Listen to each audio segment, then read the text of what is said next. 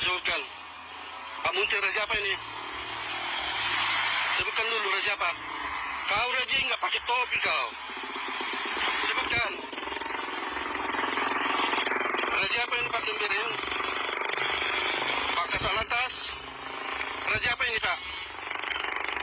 Ini Pak Ahmad Bismuti, raja apa ini yang kalian lakukan di pagi hari?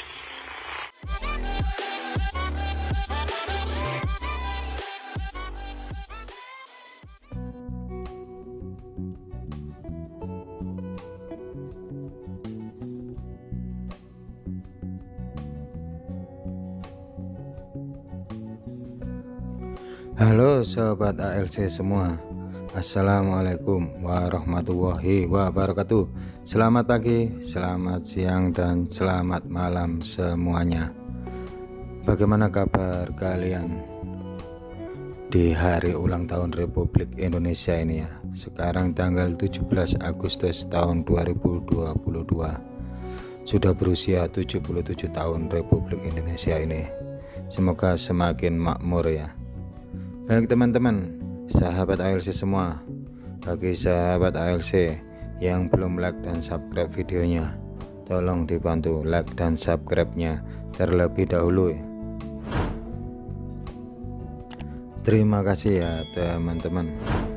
Kali ini kita akan membahas aturan tentang bagaimana merekam razia tanpa izin itu bisa dijerat perbuatan tidak menyenangkan ya, pasal perbuatan tidak menyenangkan, atau kalau kita menguploadnya ke Facebook atau Instagram apa bisa dijerat dengan pasal 27 ayat 3 Undang-Undang ITE.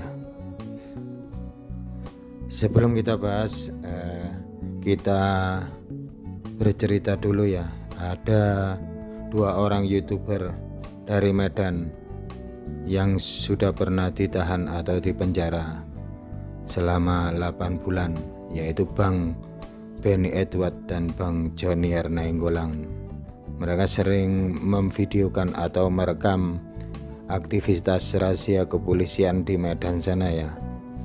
Akan tetapi pasal yang digunakan untuk mereka bukan perbuatan tidak menyenangkan sama pasal 27 UU ITE ini ya, tentang menyebarkan ya, tentang menyebarkan transmisi elektrik atau dokumen elektronik ini ya. Jadi mereka tidak dikenakan pasal tersebut, akan tetapi mereka dikenakan pasal berita hoak ya, dari Undang-Undang ITE juga. Jadi agar kasus dari Bang Benny Edward sama Bang Jonier Nainggolan ini tidak menjerat kita, sebenarnya boleh apa tidak merekam kegiatan dari rahasia polisi ataupun petugas yang lainnya ya, termasuk petugas Dishub atau petugas Polantas ya di jalan. Sebenarnya ya, menurut hukum online dijelaskan bahwa perbuatan merekam razia tanpa izin tidak dapat dikenakan ketentuan perbuatan tidak menyenangkan sebagaimana diatur dalam pasal 335 ayat 1 KUHP ya. Di sini yang dibahas KUHP.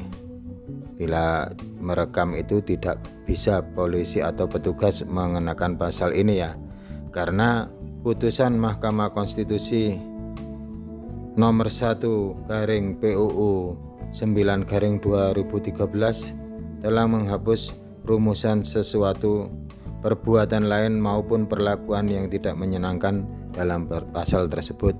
Akan tetapi meskipun perbuatan tidak menyenangkan ini tidak berlaku, menurut pakar hukum Universitas Trisakti Bapak Abdul Fikar Hajar, memotret dan merekam tanpa izin pada dasarnya tetap bisa dipidana ya, karena perbuatan tersebut sudah diatur dalam Undang-Undang Nomor 19 Tahun 2016 tentang perubahan atas Undang-Undang Nomor 11 Tahun 2008 tentang Informasi dan Transaksi Elektrik ya, atau ITE. Jadi merekam tanpa izin bisa dikenakan Undang-Undang ITE ini pasal 27 ayat 3 ya, meskipun perbuatan tidak menyenangkan tadi telah dinonaktifkan oleh putusan Mahkamah Konstitusi, akan tetapi merekam tanpa izin kena pasal 27 ayat 3 Undang-Undang ITE, di mana bunyinya adalah setiap orang dengan sengaja dan tanpa hak mendistribusikan dan atau mentransmisikan atau membuat dapat diaksesnya informasi elektronik dan atau dokumen elektronik yang memiliki muatan penghinaan dan pencemaran nama baik. Di sini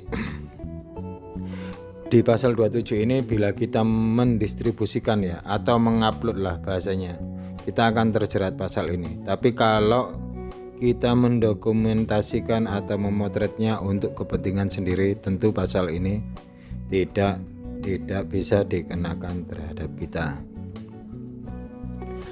Ada lagi menurut pakar hukum pidana dari Fakultas Hukum Universitas Indonesia, Bapak Indrianto Seno Aji menjelaskan, sebenarnya bisa atau tidaknya pelaku perekaman atau pemotretan tanpa izin bisa dipidana tergantung pada kasusnya ya. Menurutnya, perekam video yang kemudian disebar atau diviralkan tanpa izin yang bersangkutan tidak dapat dikenakan pidana asalkan konten tersebut mengandung dugaan pelanggaran atau penghinaan dan pencemaran nama baik, mengancam menyebarkan berita bohong, sara kesusilaan dan sebagainya. Kalau dianggap melanggar privasi, harusnya ada kerugian material secara langsung yang diperhitungkan sebagai kerugian. Jadi menurut pakar hukum pidana Universitas Indonesia ini, bisa saja merekam tidak bisa dikenakan pidana, bisa juga merekam bisa dikenakan pidana. Jadi tergantung kegiatan merekam tersebut menimbulkan kerugian apa tidak ya.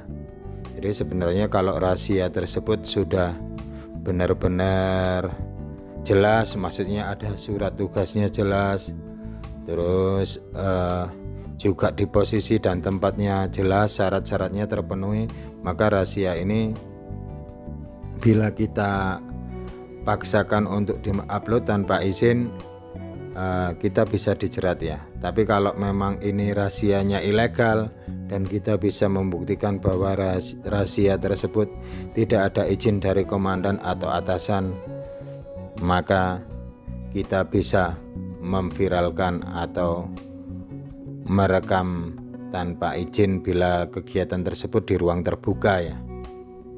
Jadi seperti itu ya teman-teman, kisah singkatnya. Langsung saja kita tarik kesimpulan pada vlog singkat kali ini. Sebenarnya merekam kegiatan polisi atau petugas di lapangan melakukan razia itu dibolehkan apa tidak ya. Jadi masih terjadi simpang siur ya, bukan simpang siur, ada terlalu banyaknya undang-undang, kita jadi bingung ya. Masyarakat di sisi lain, sewaktu Kapolri Bapak Tito Karnavian menghimbau masyarakat untuk memvideokan atau memfoto petugas yang melakukan pungli ya. Tapi di sisi lain pernah kejadian polisi melaporkan perekam dengan pasal ini ya, pasal 27 ayat 3 Undang-Undang ITE ini ya. Jadi masyarakat juga masih bingung. Menurut saya garis besarnya bila kita merekamnya di luar ya, atau di jalan raya, atau pokoknya bukan di kantor polisinya, bila mana itu rahasianya di luar kantor polisi, maka kita tidak memerlukan izin ya, karena ruang tersebut termasuk ruang publik. Tapi bila kita meliput kegiatan di kantor polisinya ya, atau di Polres atau di Polda tanpa izin, tentunya kita bisa dilarang ya. Ibaratnya kita masuk rumah tanpa izin pemilik kan nggak boleh, tapi kalau di depan rumahnya atau di jalan raya kan kita boleh saja memvideokan tanpa izin dari pemilik rumah tersebut.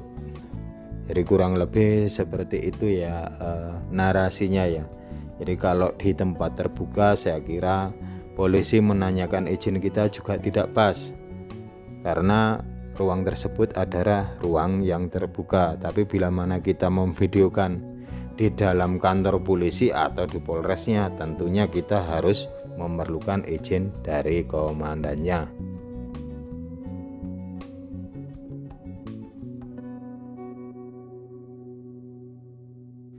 Terima kasih ya teman-teman sudah menonton dan mensubscribe videonya.